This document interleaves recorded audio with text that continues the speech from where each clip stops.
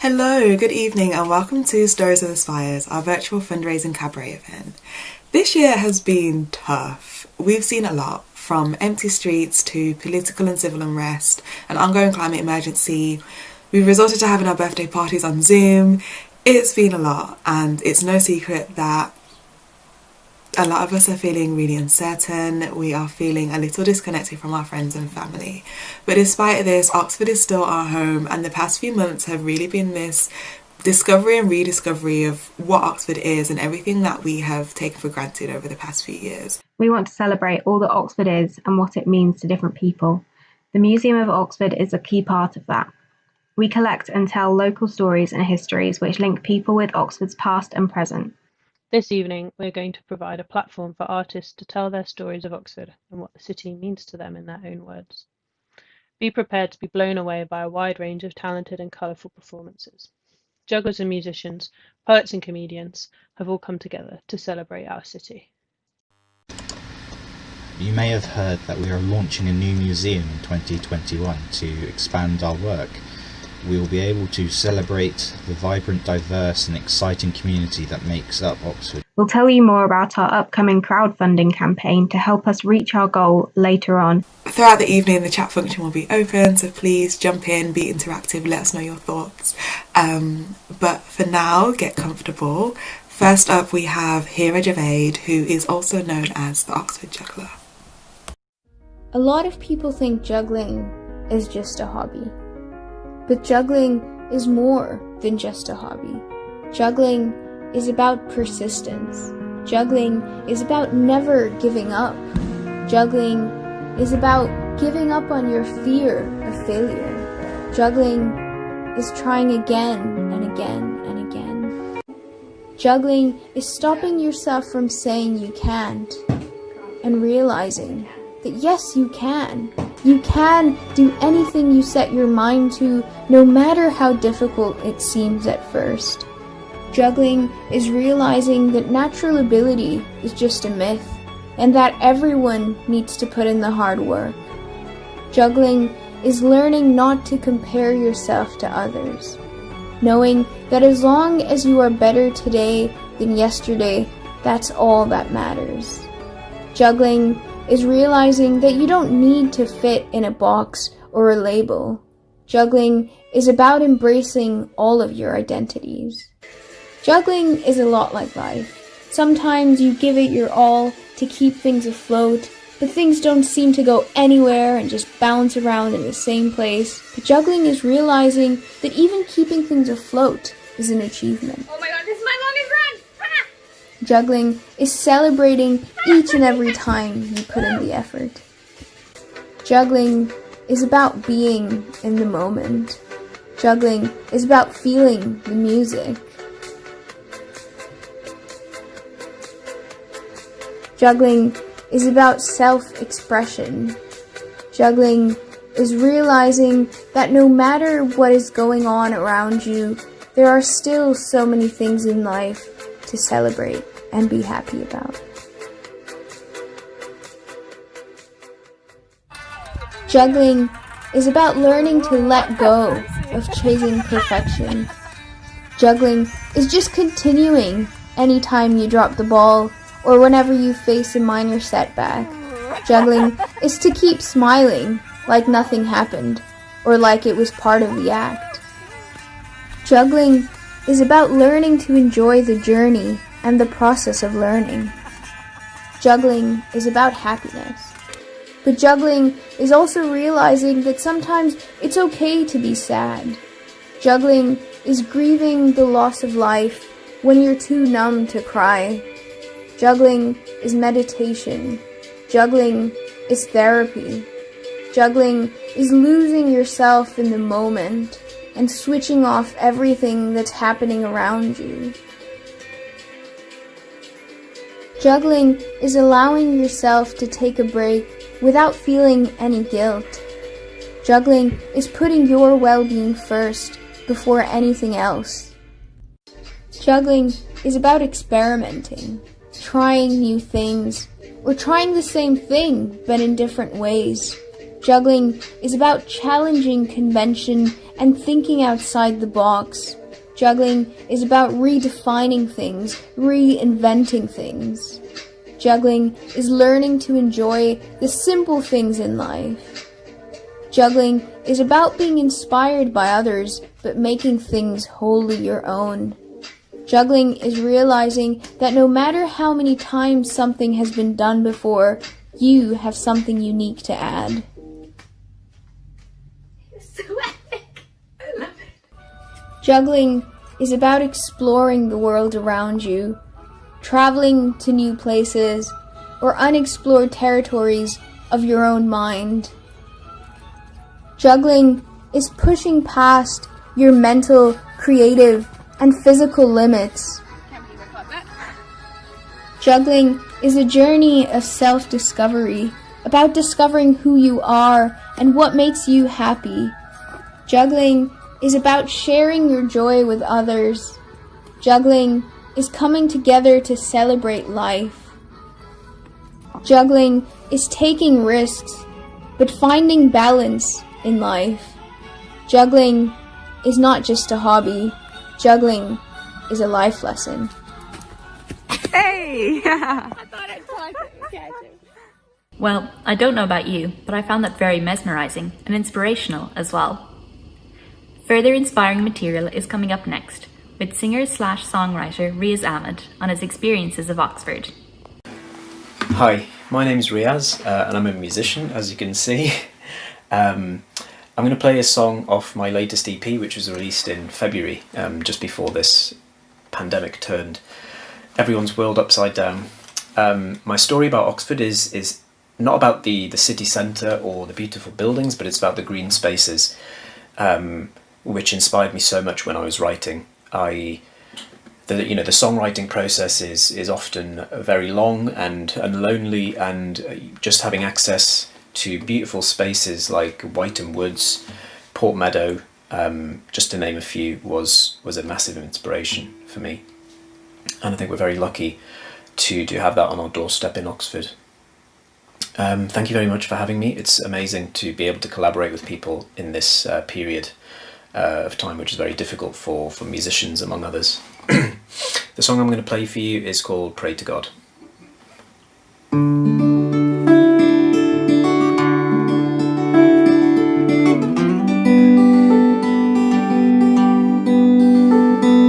She's crossed the world for a man that she's never seen. Left home for a stranger's family, age 19. She's scared, so scared, they want her to be the quiet wife. But wild by nature, she dreamt of a different life. She prays to God, He will never lay a finger.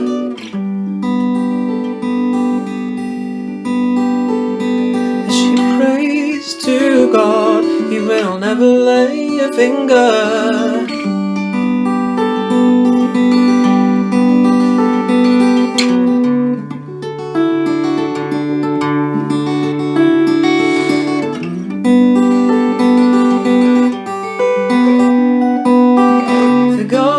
Fills her heart with so much joy. No words in anger, and at her feet a baby boy. They dance till they're feeling dizzy, and they tumble to the floor. Stuck in their mouths when Dad stumbles through the door. And they pray to God, He will never lay a finger.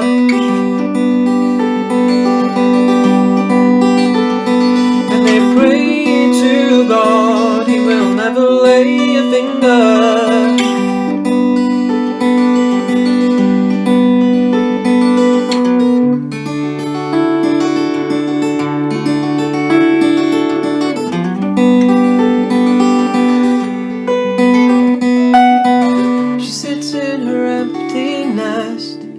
alone each day.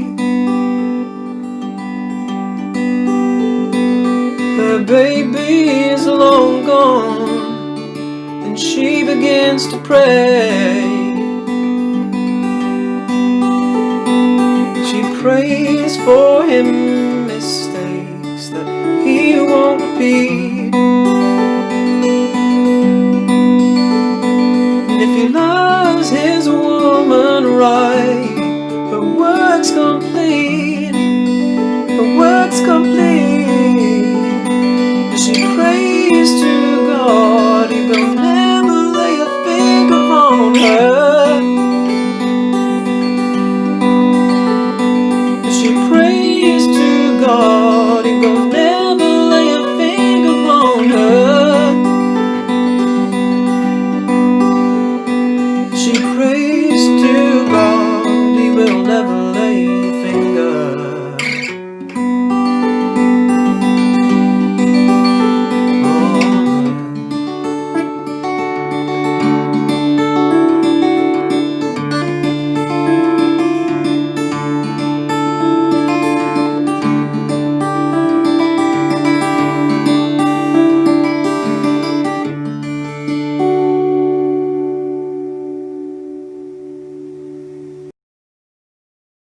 During the first lockdown, we asked for the people of Oxford to upload photos and videos to show what lockdown looked like for them. We were blown away by the creative ways people spent their time, knitting Harry Potter-inspired shawls, drawing, writing poems and stories, taking photographs, creating pottery using a DIY kiln, and even an impressive mosaic seating area. People also shared acts of compassion and care happening in their community. Letters of thanks, videos of clapping for the NHS, and hard-working volunteers making sure those who needed help got it. We also had submissions from our friends in the Oxford's twin cities who shared their experiences of the pandemic. We want to keep documenting what Oxford and the surrounding area looks like this year. If you have a story, photo, or anything else you'd like to share with us and others in the future, please add it to the City Stories website. Next up is comedian Anna Domini, exploring an important issue in Oxford: housing. Hi there, my name's Anna, and this evening I'm going to be talking about my experiences of being a renter in Oxford. So this comes as a kind of content warning, basically, because landlords don't come off particularly well. So if you are a landlord and you're watching, and you might get a bit distressed, just make sure you've got some cash nearby just to wipe your eyes if it really upsets you. But yeah, so I've been living in Oxford on and off for 9 years. Most of that time I've been a private renter. So I wanted to share some of my wisdom from my years of experience of trying to find decent warm shelter in Oxford for a reasonable price, because as we know, it's quite difficult. So when you're looking for a property, you'll probably look on various websites, and you might find some euphemisms in the listings. So things like, for example, if a room is described as a living/dining room, what that means is there's no space in the kitchen for a table. So they've shoved one next to the sofa, and you can either live or dine in that room, but not both at the same time. Another one that's quite popular is great access to the ring road. What that means is it will only be suitable, this property, if you are a car enthusiast who prefers petrol fumes and noise to actual sleep and peace. So that's a few things to watch out for. There was an advert I found when I was looking for, it was on Spare Room, which is where people advertise if they're looking for extra housemates. And it kind of typifies how difficult it can be, really. So the headline was 2 normal girls with a spare room, which instantly, put me on high alert that I might get murdered. So it continues, my housemate Louise Taylor and I, brackets no relation, to whom? Roger Taylor? Elizabeth Taylor? Doesn't specify which one they're not related to, so who knows. We're auditioning for a new friend, brackets housemate, just to really put those boundaries in there. We live in Cowley, brackets the nice end. The room is a double with caps lock. Amazing storage! Why emphasise that? Like, the subtext there is kind of all the better to store your severed limbs in. Separate toilet and bathroom, brackets, quite spacious.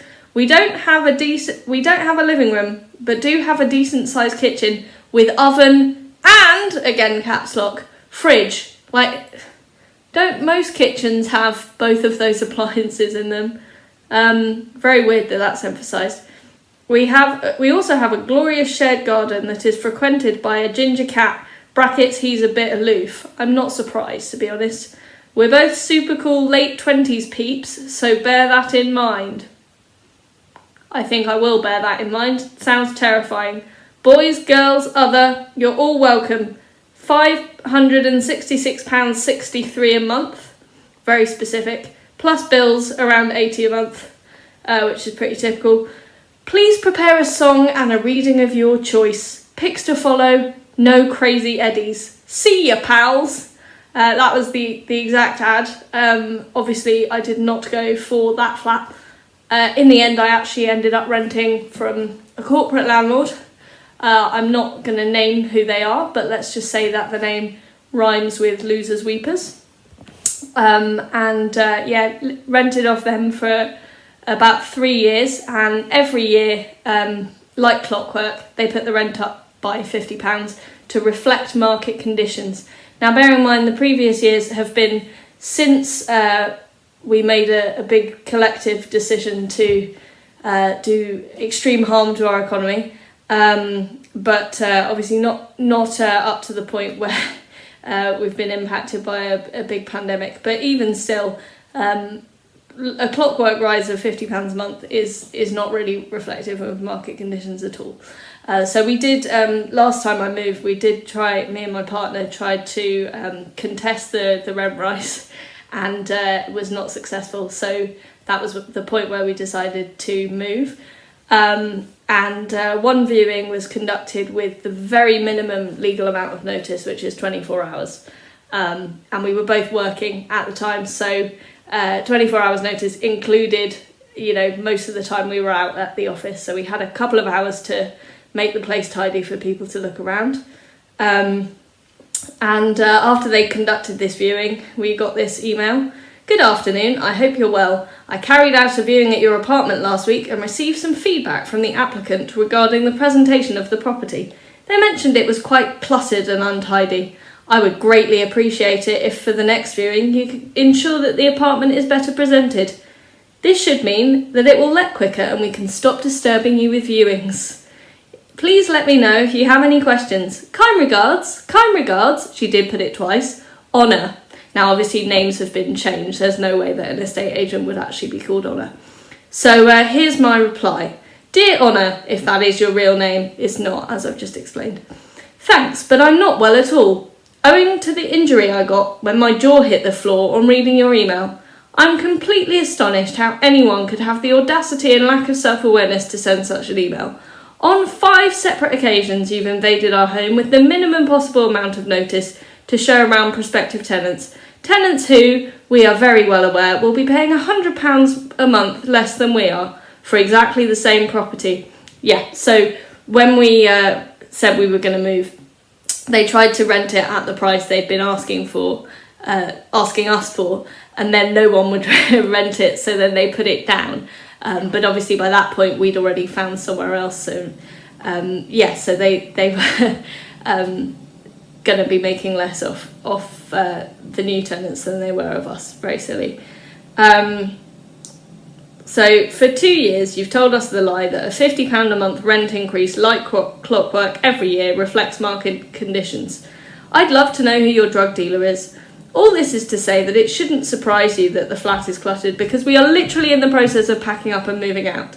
I would greatly appreciate it if you could bear in mind for future viewings that letting people view the flat is of absolutely no benefit to us and is legally not something we're even required to do, despite the authoritative and intimidating language your tenancy agreement is written in.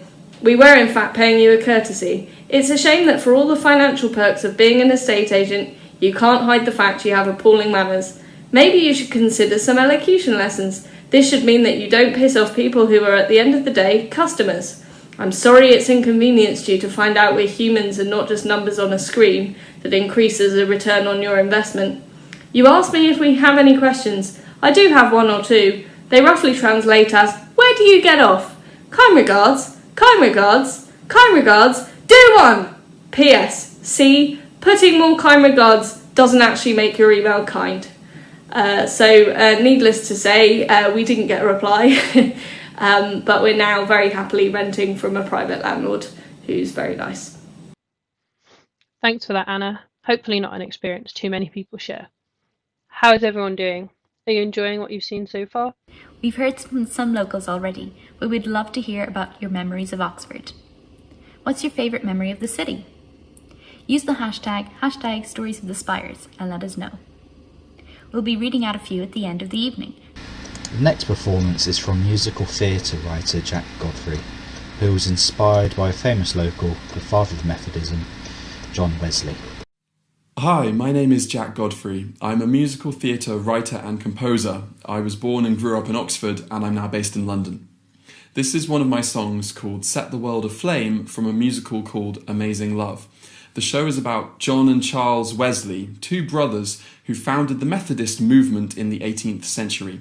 This song is sung by John during his time as a student at Oxford, where he became a relatively infamous figure because of his extremely devout and committed religious practices.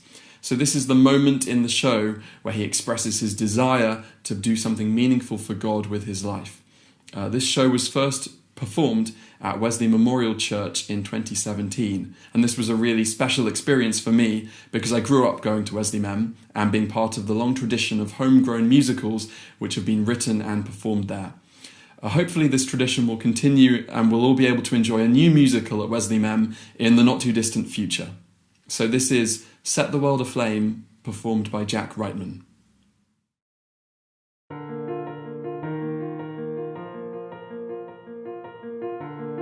It starts with a calling, small as a spark, there in the dark. An ordinary person hears you speak his name. He stops in the darkness, unsure what to say. Why him? Why today? But slowly and surely the spark becomes a flame. I've memorized a million stories, stories of men who lived for you. I'll follow where they led before me. Let me know what I must do. Now I can feel my time approaching. Now this is more than just a game. I know the men who triumphed in your name. Now I want to do the same. Want to set the world aflame.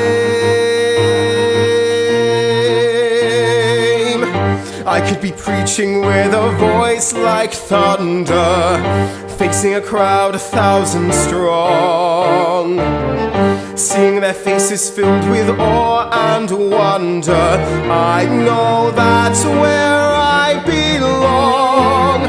I could be fighting every force of darkness, burning as brightly as the sun. My life is yours, just set my course. I'll do what must be done, and I will go where you command me. Speak to the weak, the poor and lame. Let them all laugh and cheer and scorn and blame. With you near I'll have no shame, till I set the world aflame. Every day learning to do what is right, every day yearning to walk in your light, every day waiting to see what you need me for. Give me a test and I'll face it for you. I'll never rest till you know that I'm true. Show me the path and I'll follow forevermore. I need to know what you want from me. Say the word and I'll go. Make me the man who I have to be. Let your fire grow so they can close their doors around me. I don't need wealth or power or fame. I know the trials you faced and overcame. I won't turn or change my aim. Say the word and I'll proclaim. Let me set the world aflame.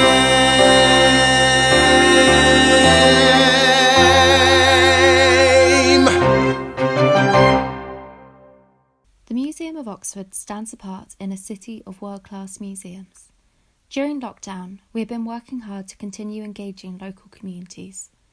3 members of the very small museum team, a third of our staff, were directly involved in the local response, supporting some of Oxford's most vulnerable residents. No museum in the city is better placed in understanding and working with its local residents, but we need your help to ensure we can open and share these stories in 2021. Every pound you donate will be used to ensure local children and young people have a museum to learn about their heritage and the people they share the city with when things return to normal. It will mean we can continue working with some of Oxford's most vulnerable residents through our Memories and Moments Older People's programme. It will see Oxford's diverse communities represented in groundbreaking exhibitions, such as the award-winning Queering Spires. New displays of fascinating objects with intriguing stories will be available for all to see. We will also have bespoke rewards if you donate during the next 4 weeks, including limited edition prints and private tours. The current crisis has impacted Oxford as it has cities across the country. Work to the museum stopped as resources were diverted to respond to those most in need. Construction was delayed, and the impact of the crisis has brought new working restrictions, stalling the delivery of specialist materials and items, such as lifts. A new Museum of Oxford is so close to being a reality. We're at 80% of total funding needed for this £3.2 million project. Your help today could ensure this fantastic resource is available for future generations to enjoy. We can't wait to welcome you to your museum. To round off the evening, here's the fantastic spoken word artist, Jessica Fatoy. Hi, my name's Jessica Fatoy and I'm a spoken word poet. And today I'm going to be performing my poem, Your Hands Are As White As Your Eyes. In terms of the inspiration for this poem, I guess it's kind of an ode to my younger self, the dreamer I used to be when I was little. And the saying always kind of went in my family that, oh, your eyes are so big, your eyes are so wide. Both literally and figuratively. I was always that little kid that was getting told off for the teacher for daydreaming and losing focus in class. I was always on the move. I was always doing something creative. I was always thinking about who I wanted to be and what I wanted to become. And my mother really cultivated that in me. The idea of, if I can dream big, I can achieve big. And, my achievements will only be as wide as my dreams are. And I think as I got older and, I got that kind of skepticism that comes with age, and I encountered certain people and certain situations, I definitely started to, lose that sense of childlike wonder that I once had. And that's where my experience of Oxford comes into the poem.